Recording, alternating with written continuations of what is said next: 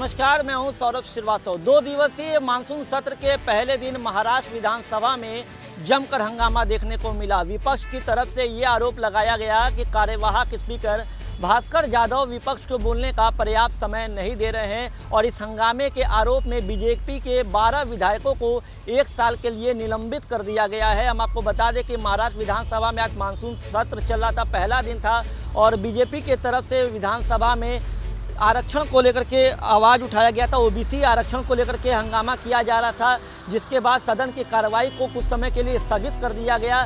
जिसके बाद स्पीकर भास्कर जाधव जो कार्यवाहक स्पीकर हैं इस समय महाराष्ट्र विधानसभा के, वो अपने केबिन में थे और ऐसा आरोप है कि वहाँ पे बीजेपी के जो विधायक हैं जिनको निलंबित किया गया है वो वहाँ पे केबिन में पहुँचे और स्पीकर भास्कर जाधव को अपशब्द कहा, जिसके बाद कार्रवाई करते हुए 12 विधायकों को 1 साल के लिए निलंबित कर दिया गया है। इस पूरे मामले में पूर्व मुख्यमंत्री देवेंद्र फडणवीस ने कहा है कि ये झूठ के आरोप हमारे विधायकों पर लगाए जा रहे हैं और कहानियां झूठी बनाई जा रही हैं। हम ओबीसी आरक्षण के लिए अपने 12 विधायकों की कुर्बानी के लिए तैयार हैं। तो जिस तरीके का आरोप लगाया गया है इन 12 विधायकों को, उन पे ये आरोप है कि ये कार्यवाहक स्पीकर भास्कर जाधव के केबिन में गए हैं और वहाँ पे भी इन्होंने हंगामा किया है और स्पीकर को अपशब्द कहे हैं।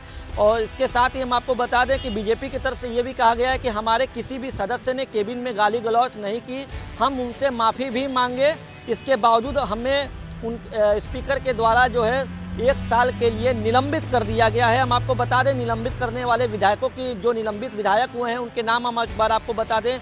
इसमें संजय कुटे, आशीष शेलार, योगेश सागर, गिरीज महाजन, हरीश पिंपले, अतुल, अभिमन्यु पवार, बंटी और नारायण कुचे का नाम शामिल है। हम आपको बता दें कि जिस तरीके से कुछ दिनों पहले महाराष्ट्र के मुख्यमंत्री उद्धव ठाकरे दिल्ली पहुंचे थे, प्रधानमंत्री नरेंद्र मोदी से मुलाकात हुई थी, उसके बाद ये कयास लगाए जा रहे थे कि एक बार फिर जो राजनीतिक विशेषज्ञ हैं वो भी एक बार ये कयास लगा रहे थे कि महाराष्ट्र में बीजेपी और शिवसेना के बीच में जो दूरी है वो कम होती दिखाई दे रही है। लेकिन ये जो घटना आज महाराष्ट्र विधानसभा में सोमवार को घटित हुई है, उसके बाद एक बार फिर महाराष्ट्र में शिवसेना और बीजेपी के बीच दूरियाँ जरूर बढ़ा दी है।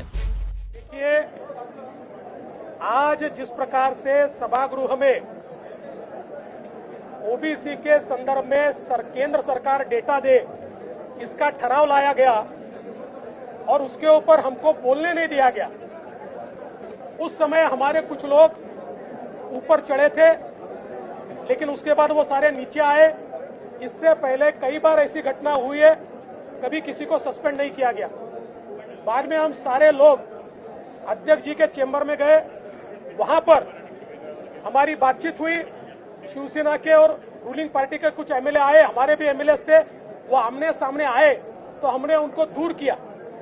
कोई भी गाली बीजेपी के किसी भी सदस्य ने नहीं दी। गाली किसने दी हम सबने सुनी है, मैं यहां बोलना नहीं चाहता, लेकिन हम सबने सुनी है किसने गाली दी है और ये सत्य बाहर भी आएगा। लेकिन उसके बाद जब बातचीत हुई, हमारे आशीष शेलार जी ने पीठासीन अधिकारी के साथ उनकी क्षमा याचना भी की, उनसे क्षमा भी मांगी। सब लोग गले मिले, अपने अपने रास्ते गए। उसके बाद केवल ओबीसी समाज के सामने इस सरकार का नकाब फट रहा है। ये ध्यान में आने के बाद एक षड्यंत्र के तहत सत्ता पार्टी ने हमारे 12 विधायकों को सस्पेंड किया है। मैं स्पष्ट रूप से कहना चाहता हूं, ओबीसी के लिए हमारी लड़ाई जारी रहेगी। 12 क्या, पूरे 106 एमएलए अगर हमारे सस्पेंड कर दिए तब भी हम लोग लड़ते रहेंगे। इसके साथ साथ मराठा आरक्षण का भी एक प्रस्ताव इस सरकार ने लाया है, जो इसी सरकार ने जस्टिस भोसले कमेटी का जो रिपोर्ट है उस रिपोर्ट से विपरीत इस प्रकार का प्रस्ताव मंजूर किया जा रहा है। सीधा सीधा ओबीसी और मराठा समाज के साथ छलावा करने का काम इस सरकार के माध्यम से चल रहा है। ये हमको पक्का पता चल गया है, 2022 के चुनाव जब तक नहीं होते ये सरकार ओबीसी का राजनीतिक आरक्षण वापस करने वाली नहीं है। अध्यक्ष ने ऑन रिकॉर्ड कहा है कि कैमरे में रिकॉर्ड हुआ है सर। नहीं, रिकॉर्ड अगर है तो दिखाइए। देखिए, मेरे ऊपर शायद कल कोई प्रस्ताव भी ला सकता है, लेकिन मैं स्पष्ट रूप से कहता हूं, तालिका अध्यक्ष ने एक तरफा बात कही और उस पद पर बैठने के बाद वहां पर जो बोलते हैं उनको अधिकार है और उसके बाद हमको बोलने नहीं दिया जाता। और इसलिए मेरा मानना यह है कि उन्होंने पूरी बात नहीं कही है। हाँ, ये जरूर है, मैं इस बात को बिल्कुल मान्य करता हूं कि दो बातें हुई, लेकिन उसमें हमारी तरफ से किसी ने गाली नहीं दी और ये पहली बार नहीं हुआ। मैं 22 साल से विधानसभा में हूं, हर अधिवेशन में यह होता है।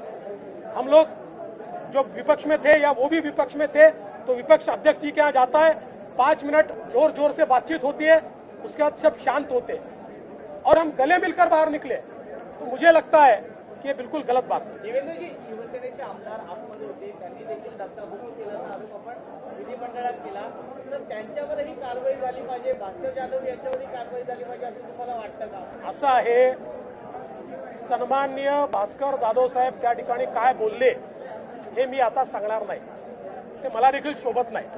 त्यामुळे ते तिथे बसून काय बोलतात ते सोडून द्या, पण ते काय बोलले हे सगळ्यांनी ऐकलं। ते कदाचित रागात बोलले असतील, पण ते काय बोलले सगळ्यांनी ऐकलेलं आहे आणि त्याच्यानंतर सगळं शांत झालं, संपलं होतं। त्यानंतर ही जी कारवाई झाली आहे ही मॅन्युफॅक्चर्ड कारवाई आहे। मॅन्युफॅक्चर्ड म्हणजे त्यांना असं वाटतंय की विरोधकांचे नंबर जर कमी केले, सदस्य जर कमी केले तर विरोधक आपल्यावर हावी होऊ शकणार नाही। त्यांना असं वाटतंय की अधिवेशनामध्ये आम्ही वेगवेगळी प्रकरणं काढू, त्या भीतीनं आमच्या लोकांना सस्पेंड करण्याचं काम चाललेलं आहे। तालिका अधिकारी ने आप लोगों को बोलने का भी मौका नहीं दिया, प्रस्ताव के दौरान सरकार का क्या है, इस वजह से कर रहे हैं? देखिए, ऐसा नहीं हो सकता है। स्पीकर का चुनाव सदस्यों को सस्पेंड करके नहीं लिया जा सकता, इसके बारे में कई प्रकार के दाखले हैं।